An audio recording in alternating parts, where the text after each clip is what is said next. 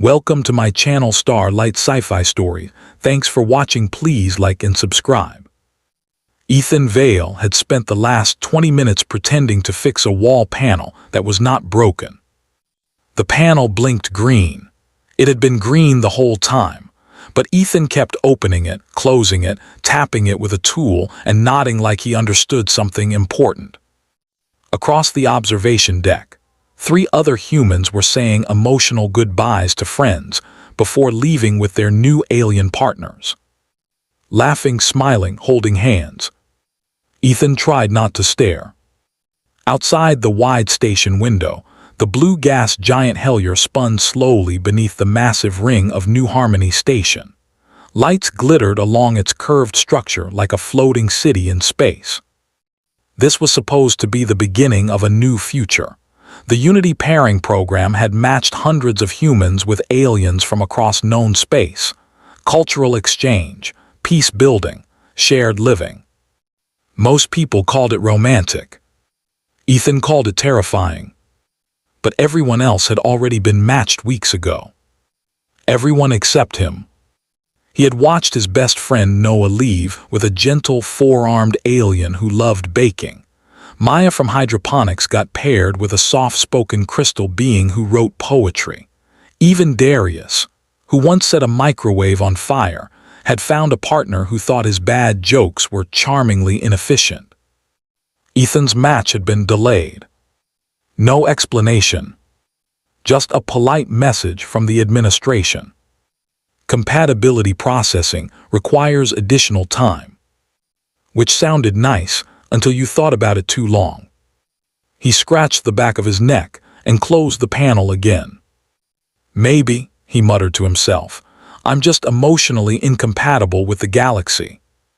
Technician Ethan Vale. Ethan nearly jumped out of his boots. Administrator Lyon stood behind him, hands folded, expression carefully neutral. Yes, that's me, still me, haven't escaped yet. She gave a small, professional smile. Your assigned partner has arrived, docking bay 12. His stomach dropped. Oh, that's now. Yes. Like now. Yes, technician.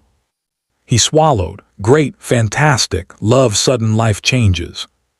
The walk to docking bay 12, felt longer than any repair crawlspace he had ever squeezed through. Station lights glowed soft blue along the curved hallway. Ships hummed in distant docks. Somewhere, a group of aliens laughed in musical tones he didn't recognize. Ethan wiped his hands on his work pants. This was it. The person, or being, that a supercomputer had decided was perfect for him. Someone kind, maybe, quiet, curious about humans, someone who wouldn't mind that he sometimes forgot where he put his own tools. The bay doors parted with a deep mechanical sound. Ethan stepped inside and stopped walking. A tall figure stood in the center of the docking platform, surrounded by stacked metal crates marked with alien military symbols. She was taller than him by a head, broad shoulders, dark, armored uniform fitted perfectly to her frame. Silver markings traced across the armor plates like battle honors. A long energy blade rested at her side. Her skin was a muted steel gray tone, crossed with a thin scar that ran from her brow down to her jaw. Her eyes were sharp, pale gold, and focused entirely on him. She looked like someone who had walked through war and come out the other side still ready for more. Ethan looked behind him. Nobody else was there. He checked his wrist display. Commander Threxia Kale. Species Virelian. Military rank, High Strike Commander. Campaign survived, 38. Specialization, Planetary Assault Strategy. Ethan blinked. Ah, he said quietly, I think there's been a clerical error. The warrior stepped forward. Each movement was precise, controlled. You are Ethan Vale, she said. Her voice was low and steady like distant thunder. Yes, unfortunately. You are assigned as my human counterpart under the Unity Accord. Right, yes, about that. I fix air filters. She studied him. I was informed you maintain structural and environmental systems. Sometimes, when I'm not emotionally panicking. Silence stretched. Finally she said, I am Commander Threxia Kale. You may address me as Threxia.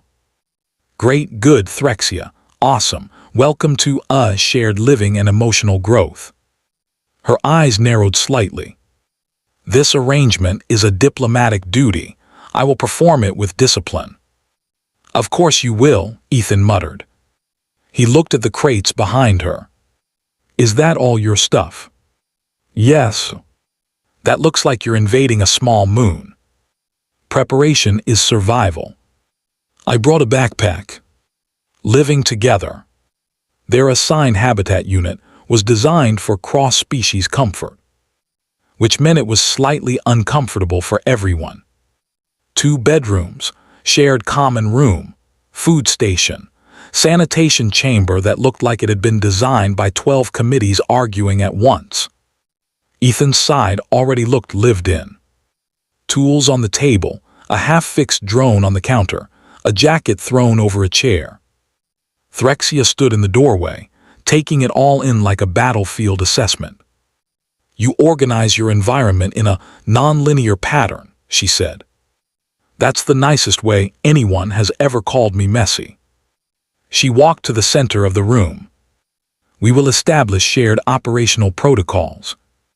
Sure, Ethan said, as long as the protocol includes sometimes I forget where I put things. She did not smile. The next morning, Ethan woke to a loud whoosh-thud sound. He rolled over. Whoosh. Thud. Whoosh. He stumbled out into the living area. Threxia was moving through a series of combat drills, her energy blade humming softly as she practiced precise, deadly strikes. It was 5:12 in the morning. Good morning, she said without looking at him. It is not, Ethan croaked. Dawn conditioning maintains combat readiness. I maintain readiness by being unconscious. She paused. That is not an effective strategy. It's worked so far. The first test. 3 days later, alarms rang through their sector. Lights flickered red. Pressure fluctuation in habitat ring C, the station AI announced. Ethan froze for half a second. Then he moved. Maintenance access, he muttered, already grabbing his toolkit. Threxia stepped into the hallway behind him. You are not equipped for combat. It's not combat. It's probably a broken seal or a jammed valve. That area may be unstable. Yeah, he said, jogging toward a side hatch. That's why I'm going. She followed anyway. Inside the maintenance corridors, Ethan worked fast, crawling through narrow shafts, checking panels, rerouting airflow. His hands shook, but he didn't stop. Over comms, he spoke calmly to trapped residents. Hey, Mrs. Tao from Hydroponics, I see your room on the map. Stay low, okay? Air, still flowing, I'm almost there. You know these civilians personally? Threxia asked. Of course, she grows the good tomatoes. They reached a blocked passage. A fallen support beam pinned a door shut. Without a word, Threxia lifted it enough for Ethan to squeeze through. He sealed the leak on the other side. Air pressure stabilized. Alarms faded. Later, back in their quarters, Threxia watched him quietly. You entered danger without a weapon. Yeah, he said, exhausted, but people were in there. That is not a tactical reason. It is to me. She said nothing after that. But something in her gaze had changed. The gala. A week later, they were required to attend a Unity gala. Threxia wore formal Virelian ceremonial armor, polished and marked with glowing insignias. Ethan wore his least wrinkled jacket. You look ready to lead a parade, he said. This attire represents honor. I look like I represent laundry avoidance. The gala hall shimmered with lights and music. Dozens of interspecies pairs laughed and danced. Ethan shifted awkwardly. "Want to stand in the corner and judge everyone's rhythm?" he asked. "The program encourages participation," she said. "Oh no." He held out his hand anyway. "Come on, we'll be terrible, but we'll be terrible together." She hesitated, then took his hand. They stepped onto the dance floor. Within seconds, Ethan stepped on her foot. "I regret this," she said. "Too late." They moved badly, off-beat, wrong direction, nearly collided with a floating jellyfish diplomat. But after a moment, a small sound escaped her. A short breath, almost a laugh. Ethan blinked. Was that? No. Okay. The threat. The music died. Red lights flashed. A deep alarm echoed through the station. Unknown vessel detected. Outer defense grid failing. Crowds panicked. Holographic displays showed a massive dark ship outside the station, silent, weapon systems glowing. Military officers shouted orders. Threxia's posture changed instantly. Warrior commander. She turned to Ethan. "Where is control access for your sector's defense systems?" He swallowed. "Maintenance grid, sublevel 9. She nodded once. "Then we go now." He stared at the image of the warship outside. "I fix air filters," he whispered. She met his eyes. "Today, Technician Ethan Vale, you help save a station." And together, the nervous human and the battle-hardened alien ran toward the emergency lifts as the first shockwave rattled the stars outside. The emergency lift dropped fast. Too fast. Ethan gripped the side rail while warning lights flashed across the metal walls. The station shuddered as another distant impact rolled through the structure like thunder in space. Across from him, Commander Threxia Kale stood perfectly balanced, feet planted, golden eyes focused. "External defense grid is failing," she said, reading data from her wrist display. "Primary shield emitters offline." Ethan swallowed. "That's not good, right?" "It is very not good." He nodded. "Great. Love clarity during panic."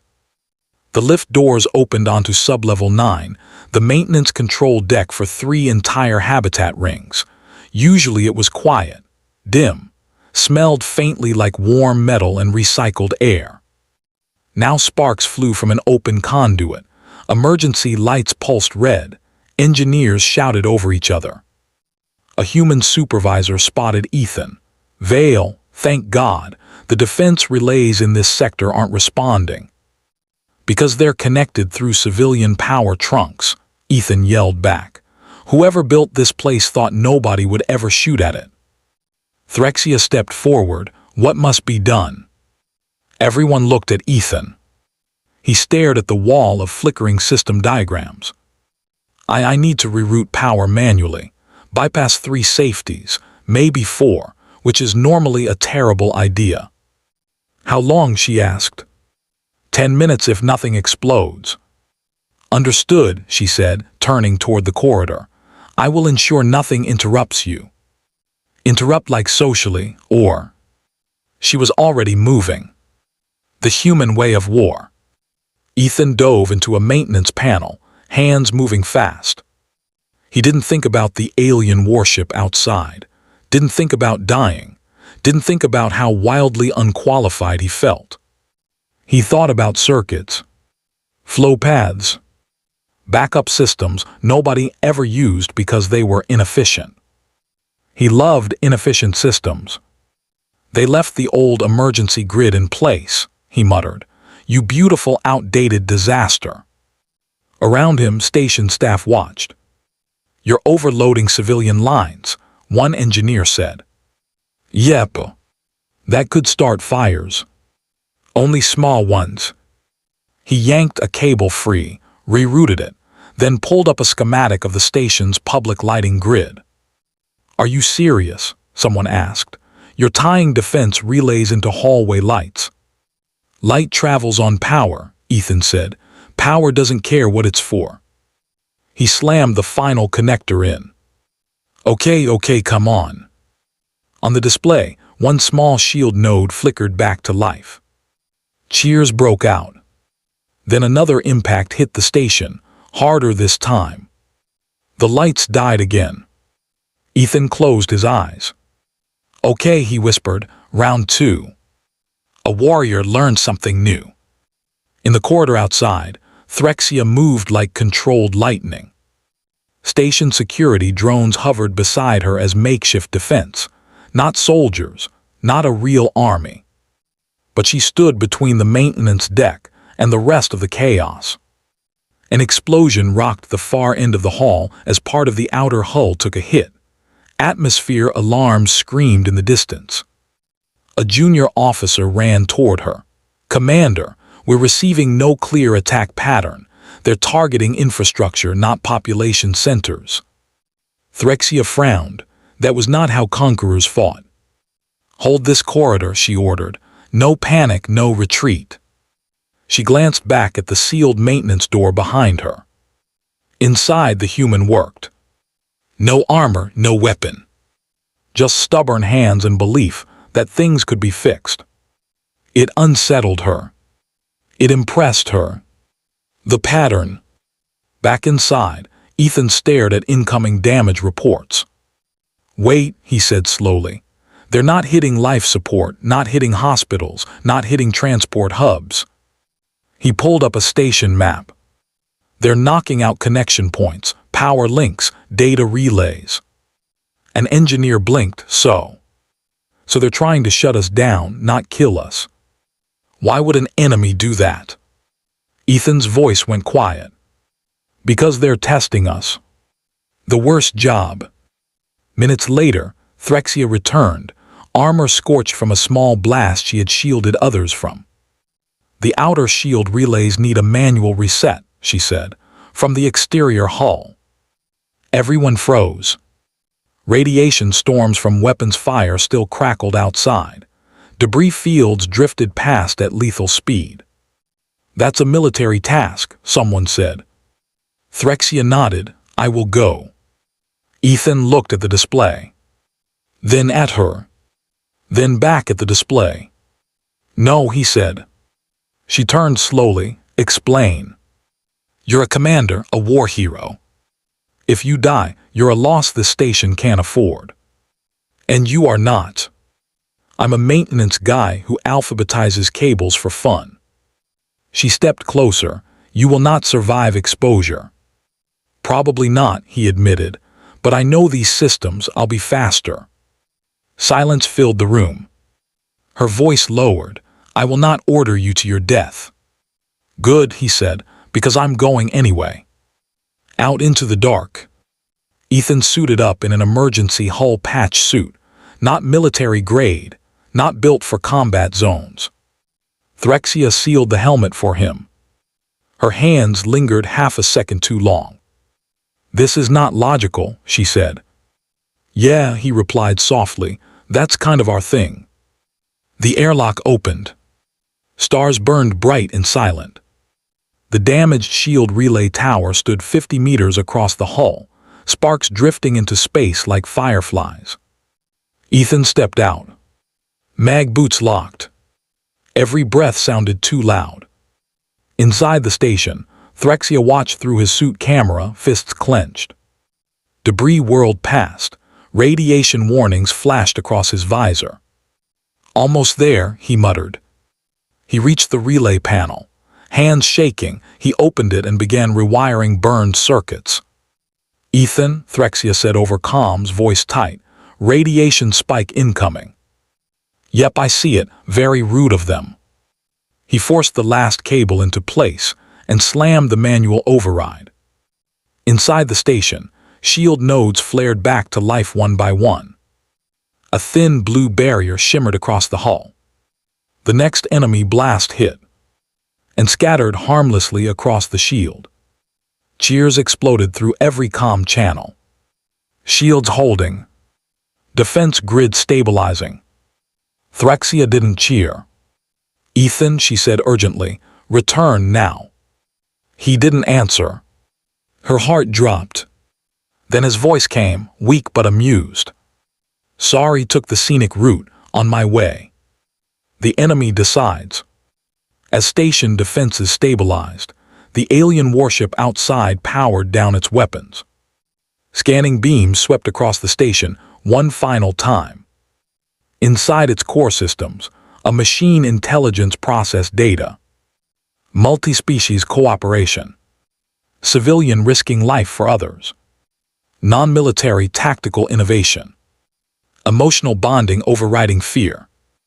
Conclusion formed. Species classification updated. High resilience. High social cohesion. Unsuitable for subjugation. The warship turned and jumped to faster-than-light travel. Gone. Quiet after the storm.